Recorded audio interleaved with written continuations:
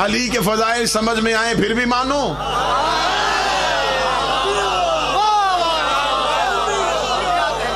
نہ سمجھ میں آئے پھر بھی مانو۔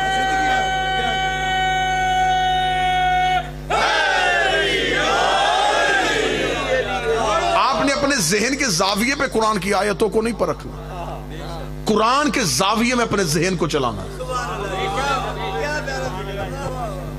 آپ نے یہ نہیں دیکھنا کہ میرا ذہن تسلیم کر رہا ہے کہ نہیں کر رہا، آپ نے یہ دیکھنا ہے کہ قرآن کا لہجہ کیا ہے۔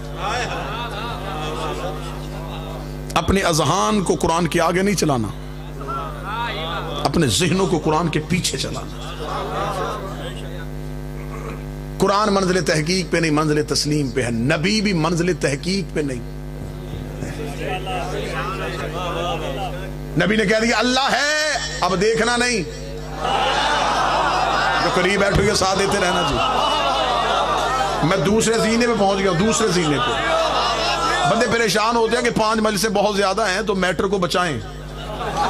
ہاں میرا ہوتا ہے کہ مجلسیں بڑی تھوڑی ہیں، میٹر کو پھیلائیں، جتنا ہو سکے بات پھیلے۔ ہو سکتا ہے کہ اگلی بات سے، اگلی مجلس میں ایک بات سے کوئی بات نکل آئے اور اہم بات پیچھے رہ جائے، لہذا جو ہے وہ جلدی جلدی پہنچے۔ ایک لمحہ بھی میں نے ضائع نہیں کیا، ادھر ادھر تو میں گیا ہی نہیں۔ خطابت میں بھرتی کے لفظ ڈالنے کا میں قائل نہیں ہوں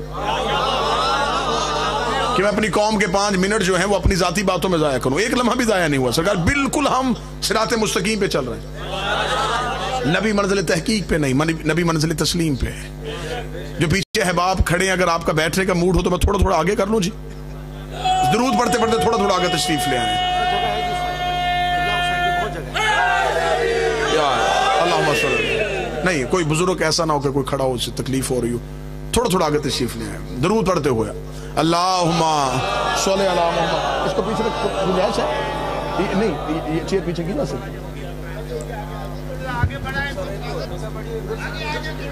یہ تھوڑا سا ممبر آگے کر لیں۔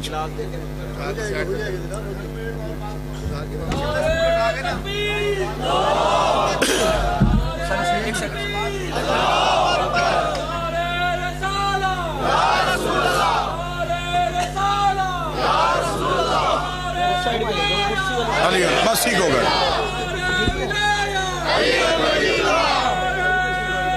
بس ٹھیک ہو گئے۔ کل سے اس کو کر لیجیے گا تھوڑا سا، کل سے ہو جائے گا، بس ٹھیک ہو گئے، بس ٹھیک ہو گئے۔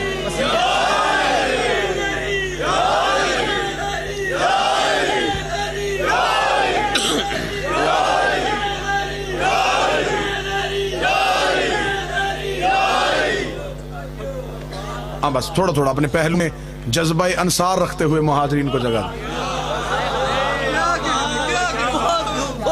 ٹھیک ہوگا جی؟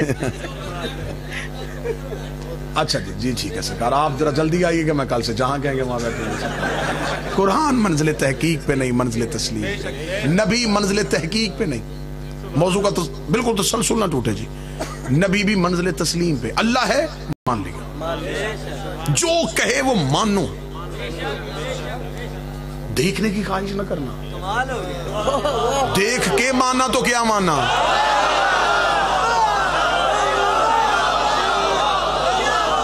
بھائی نبی اگر انگلی کے اشارے سے چاند اور ٹکڑے کر سکتا تھا، وہ اللہ دکھا سکتا تھا، لیکن اگر تم نبی کو کہتے دکھا، وہ دکھا دیتا، پھر دیکھ کے مانتے تو پھر نبی کی وجہ سے نہ مانتے،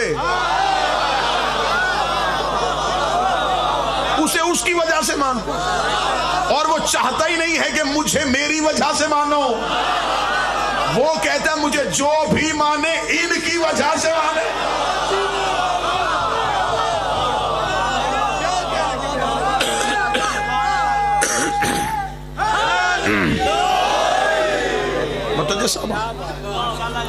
نبی منزل تسلیم پہ،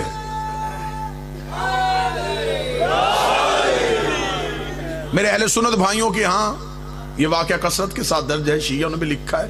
ایک صحابی رسول نام ان کا خزیمہ بن ثابت، انہیں لقب ملا تو ذو شہادتین، 2 گواہیوں والا صحابی ہے نبی کے، جتنی دیر زندہ رہے ان کی گواہی 2 مردوں کے برابر مانی جاتی۔ نبی نے ذو شہادتین کا لقب بھی جو ہے وہ بڑی حکمت کے ساتھ دیا، تاکہ جہاں یہ جائے لوگ اسے لقب سے بلائیں، لوگ پوچھیں اسے لقب کیوں ملا ہے، پھر واقعہ دہرایا جائے۔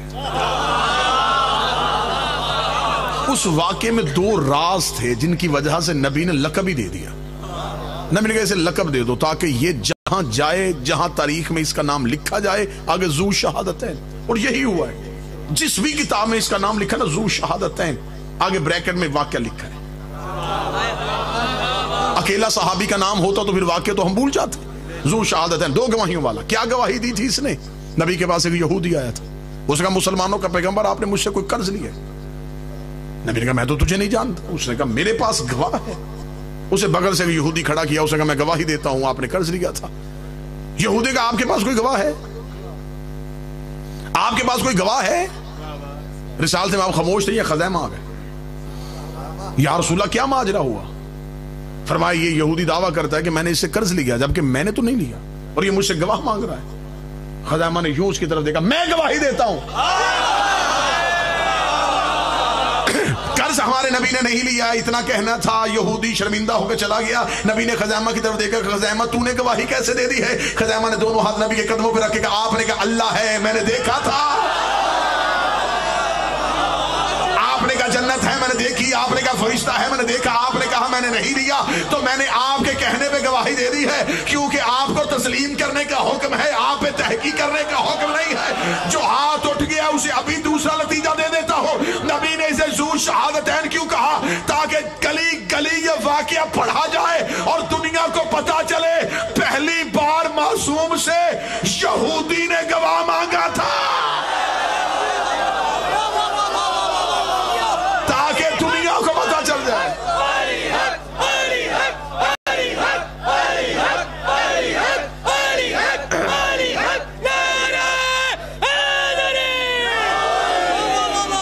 جو معصوم سے گواہ مانگے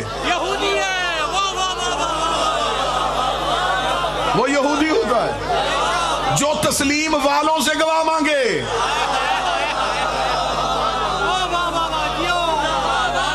کیسا تیر نشان پہ گیا ہے؟ جو تسلیم والوں سے گواہ مانگے وہ یہودی. انہیں تسلیم کرنے کا حکم ہے, تحقیق کرنے کا حکم. ان گنت واقعات ہیں. یہیں پہ رک جاؤں تو اتنی بات پھیل جائے گی, سمیٹنا مشکل ہو جائے. ایک عورت نبی کی مخبری کا خط اپنے بالوں میں چھپا کے جا رہی. واقعہ تاریخ میں کثرت سے لکھا. نبی نے ایک صحابی سے کہا اس عورت کے پاس ایک خط ہے, وہ خط لے کے. وہ گیا, اس نے جا کے کہا بی بی تیرے پاس کوئی خط ہے؟ تسلیم سمجھانے لگا, تیرے پاس کوئی خط ہے؟ اس نے کہا مجھے تیری شجاعت کی قسم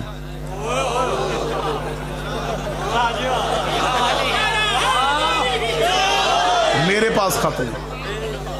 اب آپ چپ بیٹھے ہیں. عورت قسم کھائے, کھائے بھی ایسے بندے کی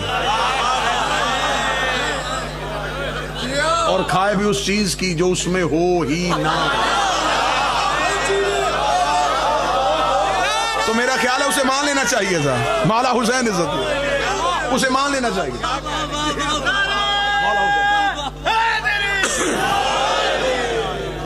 اسے مان لینا چاہیے تھا. اس نے فوراً کہا, اس نے کہا اچھا, اسے مان لیا. واپس آیا, یا رسول اللہ اس کے پاس خط نہیں ہے. رسول بھی سمجھانا چاہتے تھے.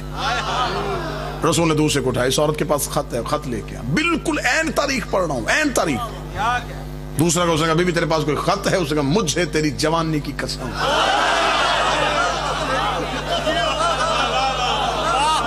کیا کہنے میری قوم کے حاضر دماغی کے.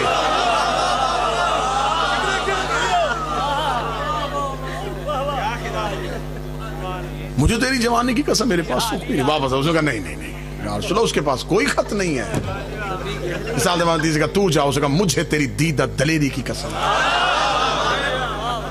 کتنی شاطر عورت تھی, بندے دیکھ کے قسمیں کھا رہی.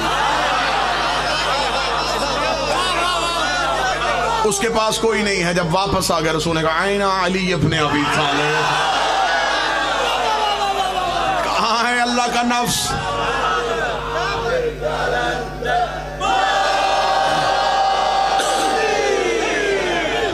کہاں ہے نفس پروردگار؟ سنی کتابوں میں واقعہ درج نہ ہو, گردن کٹوانے کے لیے تیار ہو. نبی نے فرمایا علی کہاں ہے؟ علی اپنے مقام سے اٹھے. فرمایا علی اس عورت کے پاس خط ہے, وہ خط لے کے امیر المومنین وہاں گئے. امیر المومنین نے جا کے پوچھا نہیں تیرے پاس خط ہے؟ علی نے اپنے بائیں ہاتھ کو بڑھا کے دائیں ہاتھ سے تلوار نکلا. بدبخت عورت, وہ خط یہاں رکھ جس کی خبر مجھے مخبر صادق نے دی ہے۔